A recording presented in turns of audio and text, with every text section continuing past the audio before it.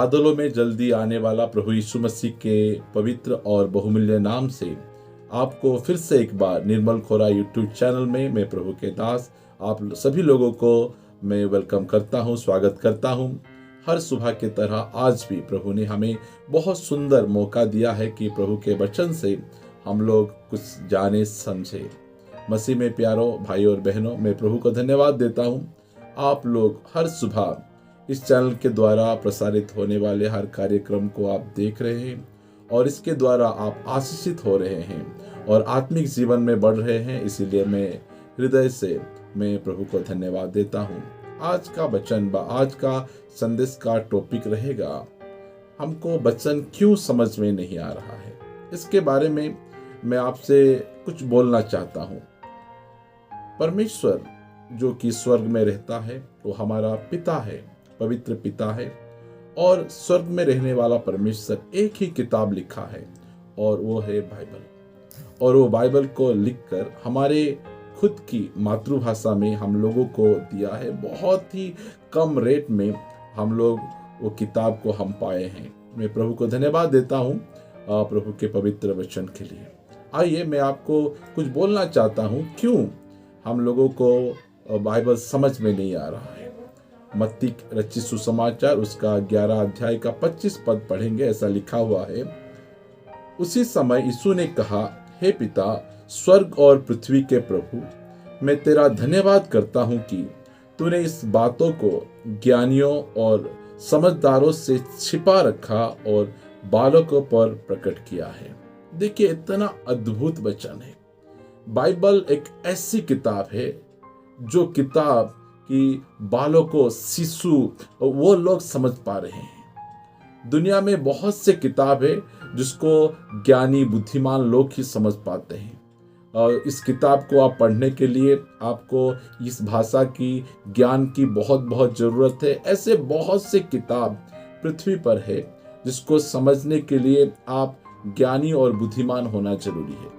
मगर प्रभु यीशु मसीह पिता परमेश्वर को धन्यवाद देते हुए बोल रहे हैं कि ये एक ऐसा किताब है जिसको पिता परमेश्वर ने बालकों पर प्रकट किया है। लिखा गया है कि तूने इसको ज्ञानी और समझदारों से छिपा रखा है। मसीह में प्यारे भाई और बहनों, में बोलना चाहता हूं, अगर आप एक ज्ञानी और समझदार होके वचन को अपने बुद्धि के अनुसार अगर आप पढ़ने की कोशिश करेंगे तो आप वचन को समझ नहीं पाएंगे। वचन का प्रकाशन आपके ऊपर नहीं आएगा। इसीलिए बहुत से ज्ञानी और बुद्धिमान लोग इस वचन को पढ़े, और जब प्रभु यीशु मसीह इस दुनिया में आए, जो कि वचन देहधारी होकर आया, और उसी प्रभु यीशु मसीह को उन्होंने बालजीबुल बोल दिया, हाँ, भूतों का सरदार बोल दिया। वो बहुत ज्ञानी थे। जो साधुकी और फारूसी लोग हैं वो वचन के बहुत ज्ञानी थे, मगर जब वही वचन देह धारण करके इस पृथ्वी पे आया, उसी वचन, उसी परमेश्वर को वो समझ नहीं पाए, वो जान नहीं पाए। मगर पतरस ने बोला, तू जीवित परमेश्वर का पुत्र है। पतरस साधुकी और फारूसी के जैसे ज्ञानी नहीं था, मगर पतरस के पास एक नम्रता था। एक बालक के रूप में पतरस ने ये समझ पाया। मसीह में मेरे प्यारे भाई और बहनों, में आप सबसे बोलना चाहता हूं, आज ये वचन बहुत से लोग क्यों नहीं समझ पा रहे हैं? क्योंकि वो ज्ञानी और बहुत बुद्धिमान है। और इस वचन को समझने के लिए हमें एक बालक के न्यायी प्रभु के निकट जाना है, प्रभु के पास जाना है। अब जब भी परमेश्वर के वचन को पढ़ेंगे तो आप परमेश्वर से बोलिए, प्रभु आप मुझे समझाइए, आप मुझे बताइए। अगर आप ऐसे बालकों के न्यायी अगर परमेश्वर के निकट आप जाएंगे तो परमेश्वर अपने वचन को आपके ऊपर खोलेगा। इसीलिए प्रभु यीशु मसीह धन्यवाद देते हैं पिता परमेश्वर को और कहते हैं, पिता, मैं आपको धन्यवाद देता हूँ क्योंकि आपने इस वचन को, इस ज्ञान को, इस वचन को आपने ज्ञानी और समझदारों से छिपा रखा है। आप जब तक इस तरह ज्ञानी और बुद्धिमान बन के परमेश्वर के निकट आओगे तो आपको इस वचन समझ में नहीं आएगा। मगर जब आप बालकों की न्यायी अगर प्रभु के पास आप जाओगे तो प्रभु आपको आत्मा से भरेगा और उसके वचन के द्वारा आपसे बातें करेगा। प्रभु में प्यारो, मैं आप लोगों से बोलना चाहता हूँ, आइए जब हम परमेश्वर के वचन को हम सीखने के लिए जाएं तब हम कैसे जाना चाहिए। बालकों के न्याय, बालक के पास क्या है? एक नम्रता है। वो हमेशा पूछता रहता है, पिता क्या है ये, मुझे थोड़ा बताइए बताइए बताइए। हमेशा वो पूछता रहता है। हम हमेशा ये पढ़ने के बाद पिता परमेश्वर से नम्र होकर, मुझे मालूम नहीं, आप मुझे बताइए। अगर हम ऐसे करेंगे तो परमेश्वर अपने वचन के द्वारा आपसे बातें करेगा। वही केवल नहीं, वो वचन का प्रकाशन देगा। वो बालकों पर वचन को प्रकाशित करता है, खोलता है। आइए मैं दूसरा वचन आप लोगों के सामने में रखना चाहता हूँ, जो कि हम लोग इब्रानियों के किताब उसका 5 अध्याय का 11 पद पढ़ेंगे। ऐसा लिखा हुआ है, इसके विषय में हमें बहुत सी बातें कहनी है जिनका समझाना अभी कठिन है, इसीलिए कि तुम ऊंचा सुनने लगे हो। मसीह में प्यारो भाइयों और बहनों, वचन को अगर सुनने का आपके पास एक आग्रह नहीं है, आप वचन को जानने का एक आपके पास डिजायर नहीं है, तो आप वचन को समझ नहीं पाओगे। यही पर जो इब्रानियों का लेखक बोल रहे हैं, बहुत से बातें आप लोगों को समझानी है, मगर आप अभी वो सब नहीं समझ पाओगे। क्यों नहीं समझ पाओगे? क्योंकि आप ऊंचा सुनने लगे हो। आपको एक बार को बार बार बोलना पड़ता है। मसीह में मेरे प्यारे भाइयों और बहनों, प्रभु किसी भी व्यक्ति को वचन जबरदस्ती नहीं सिखाता। अगर आपको एक वचन सीखने का, समझने का मन है तो ही आपको वचन को वो सिखाएगा। आज वचन समझ में क्यों नहीं आ रहा है? क्योंकि आज के चर्च में बहुत से विश्वासी भाई बहन हर रोज तो चर्च जाते हैं, वो कलीसिया में बैठते हैं, फेलोशिप तो करते हैं, वचन तो पढ़ते हैं, मगर अभी वो ऊंचा सुनने लगे हैं। यही प्रॉब्लम है। आज मसीही लोगों के बीच में प्रॉब्लम क्या है? वो हर बात सुनने के लिए तैयार है, मगर हर बात समझने के लिए तैयार है, मगर परमेश्वर के वचन को समझने के लिए वो तैयार नहीं है। बहुत से बातें परमेश्वर हमें समझाना चाहता है, हमको बताना चाहता है, मगर हम क्यों नहीं समझ पा रहे हैं? क्योंकि हम ऊंचा सुनने लगे हैं। अगर हम ठीक रीति से सुनने लगेंगे तो परमेश्वर अपना वचन हमारे बीच में खोलेगा, हमको बताएगा। आइए हम आगे बढ़ते हैं। मैं आप लोगों को ले चलना चाहता हूं, जो कि पहला कुरिन्थियों की पुस्तक उसकी 2 अध्याय 10 पद से आगे मैं पढ़ना चाहता हूं। यहाँ पे ऐसा लिखा हुआ है, परंतु परमेश्वर ने उनको अपने आत्मा के द्वारा हम पर प्रकट किया, क्योंकि आत्मा सब बातें वरन परमेश्वर की गूढ़ बातें भी जानता है। 11 मनुष्य में से कौन किसी मनुष्य की बातें जानता है? केवल मनुष्य की आत्मा जो उसमें है। वैसे ही परमेश्वर की बातें भी कोई नहीं जानता, केवल परमेश्वर का आत्मा। मसीह में मेरे प्यारे भाइयों और बहनों, बहुत अच्छी रीति से संत पौलुस, जो कि कुरिन्थियों की कलीसिया को लिख रहा है, बता रहा है, परमेश्वर के वचन को अगर आपको जानना है तो परमेश्वर के आत्मा के बिना हम परमेश्वर के वचन को नहीं समझ पाएंगे। क्योंकि मनुष्य के बातें, केवल मनुष्य के अंदर जो आत्मा है वही परमेश्वर मनुष्य की बातें को जानता है। इसी तरह ये जो वचन है वो परमेश्वर का वचन है, और जो परमेश्वर के आत्मा में चलाए चलते हैं, परमेश्वर के आत्मा पाए हुए लोग ही परमेश्वर के वचन को सही रीति से वो जान पाएंगे। इसीलिए संत पौलुस लिख रहे हैं कि कौन जान पाएगा, कौन समझ पाएगा।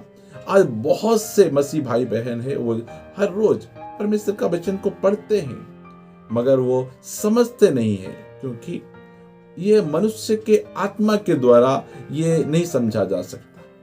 ये केवल परमेश्वर के आत्मा के द्वारा, आत्मा ही परमेश्वर के गूढ़ बातों को वो प्रकट करता है, वो रिवील करता है। आगे अगर हम पढ़ेंगे तो ऐसा लिखा हुआ है 12वें पद से, परंतु हमने संसार की आत्मा नहीं परंतु वो आत्मा पाया है जो परमेश्वर की ओर से है, कि हम उन बातों को जाने जो परमेश्वर ने हमें दी है। हमें संसार की आत्मा नहीं मिली है या संसारिकता की आत्मा नहीं मिली है। हम लोगों को परमेश्वर ने अपनी आत्मा दी है। जब हम मसीह में नहीं थे, हमारा जब पुनर्जन्म नहीं हुआ था, तब भी हम वचन पढ़ रहे थे, मगर वचन को हम समझ नहीं पा रहे थे। क्यों? क्योंकि हमारे अंदर परमेश्वर की आत्मा नहीं थे। जब एक हिस्ट्री के बुक जैसे पढ़ते हैं, जब एक साइंस के बुक जैसे पढ़ते हैं, इसी रीति से हम लोग भी वचन को, बाइबल को वही रीति से पढ़ रहे थे। मगर जब पवित्र आत्मा हमारे अंदर आ गए, जब हमारा नया जन्म हो गया, पवित्र आत्मा हमारे अंदर आ गए, तब हम लोग वचन जब पढ़ते हैं, परमेश्वर अपने आत्मा के द्वारा वचन को हमारे ऊपर खोलता है, प्रकाशन देता है। क्योंकि हम लोगों ने संसार की आत्मा नहीं पाई है, हम लोगों ने परमेश्वर का आत्मा पाया है, और परमेश्वर का आत्मा परमेश्वर का मन को जानता है, उसको वचन को जानता है। अगर हम आगे 13वें पद से पढ़ेंगे तो लिखा है, जिनको हम मनुष्य के ज्ञान की सिखाई हुई बातों में नहीं परंतु आत्मा की सिखाई हुई बातें हैं। आत्मिक बातों से मिलाकर सुनाते हैं, परंतु शारीरिक मनुष्य परमेश्वर की आत्मा के बातें ग्रहण नहीं करता, क्योंकि वो उसकी दृष्टि में मूर्खता की बातें हैं, और ना वो उन्हें जान सकता है, क्योंकि उनकी जांच आत्मिक रीति से होती है। प्रभु का धन्यवाद हो। कितनी सही और सरल रीति से संत पौलुस यहाँ लिखते हैं। ये आत्मिक बातें हैं, ये आत्मिक रीति से समझा जा सकता है, जाना जा सकता है। देखिए, बहुत से मसीह भाई बहन हैं जो कि वचन तो पढ़ते हैं मगर समझते नहीं हैं। बोलते हैं हम पढ़ते हैं, हमको याद नहीं रहता। क्यों? क्योंकि वो दिल से नहीं पढ़ते हैं। बहुत से बार हम लोग किसी प्रोग्राम को जाते हैं, किसी फिल्म देखते हैं, सीरियल देखते हैं, बहुत साल तक वो सीरियल, वो प्रोग्राम हमारे मन में रहता है, क्योंकि हम लोग वो प्रोग्राम को अपने दिल से देखे हैं, हृदय से देखे हैं।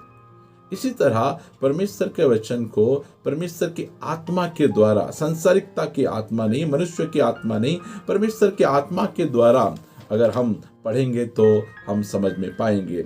मैं आखिरी बात आप लोगों के बीच में रखना चाहता हूं, जो कि 2 कुरिन्थियों की पुस्तक उसका 4 अध्याय और 4 पद से ऐसा लिखा हुआ है, और उन अविश्वासियों के लिए जिनकी बुद्धि इस संसार के ईश्वर ने अंधी कर दी है, ताकि मसीह जो परमेश्वर का प्रतिरूप है, उसके तेजोमय सुसमाचार का प्रकाश उन पर ना चमके। बहुत से ऐसे लोग हैं जो कि अभी तक वो उनका नया जन्म नहीं हुआ है, चर्च में आते हैं, बाइबल पढ़ते हैं, मगर वो वचन समझ नहीं पा रहे हैं, जो कि तेजोमय सुसमाचार जो हमारे बीच में प्रभु लाए, उसको समझ नहीं पा रहे हैं, क्योंकि इस संसार के ईश्वर जो कि शैतान है, जो लोगों के मनों के आंखों को वो अंधा कर दिया है। वो बाइबल पढ़ते हैं, वो चर्च में भी बैठते हैं, मगर उनके ऊपर वो तेजोमय सुसमाचार क्यों नहीं चमकता? क्योंकि इस संसार के ईश्वर ने उनके वही आत्मिक मनों को और आंखों को अंधा कर दिया है, इसीलिए ये वचन को समझ में नहीं पा रहे हैं। मसीह में मेरे प्यारों भाइयों और बहनों, जब हम प्रभु में नहीं थे तब भी हमारा हालत ऐसा ही था, मगर परमेश्वर की महादया और अनुग्रह से उन्होंने हमारे आंखों को खोला, आत्मिक आंखों को खोला, जिस रीति से हम उस तेजोमय सुसमाचार को जान पाए। प्रभु हम लोगों को आशीष करे, जब भी हम वचन पढ़ने के लिए जाए तो बालकों के न्याय, अगर बुद्धिमान और समझदारों के न्याय प्रभु के वचन को पढ़ने के जाएंगे तो हम वचन के प्रकाशन को हम नहीं पाएंगे। और जब भी हम वचन को पढ़े या सुने तब हम ऊंचा सुनने वालों के निकट परमेश्वर अपने वचन को नहीं खोलता, और हम संसार की आत्मा और से हम परमेश्वर के वचन को नहीं समझ पाएंगे। अगर हम वचन को पढ़ना है और समझना है तो दाऊद जिस रीति से प्रार्थना करता है, हे परमेश्वर मेरे आंखों को खोल दे, जैसे कि मैं तेरे वचनों में मैं बहुत से गुड़ बातों को मैं जान पाऊँ। इसी रीति से हमको प्रार्थना करना है, हमारे आंखों को खोल दे, क्योंकि संसार के ईश्वर बहुत से अविश्वासियों के आंखों को अंधा कर दिया है, इसीलिए उन लोगों को वचन पढ़ना समझना कुछ भी उनको अच्छा नहीं लगता है। आइए इस रीति से हम अगर वचन को पढ़ें तो हम सही रीति से वचन को समझ पाए। प्रार्थना करेंगे। प्यारे पवित्र स्वर्गीय पिता, हम हृदय से आपका धन्यवाद देते हैं। आपने जो वचन हमें लिख के दिया है हमारे मातृभाषा में, हम धन्यवाद देते हैं। इस वचन को किस रीति से पढ़ना है, किस रीति से समझना है, 4 बातें आपने हम लोगों को बताया है। धन्यवाद देते हैं। इस रीति से हम वचन को पढ़ के समझ के आगे बढ़ पाए, ऐसा अनुग्रह कर। सारे आदर महिमा आपको दे के प्रार्थना प्रभु यीशु मसीह के नाम से मांगते हैं, आमीन। सबको जय मसीह की। God bless you.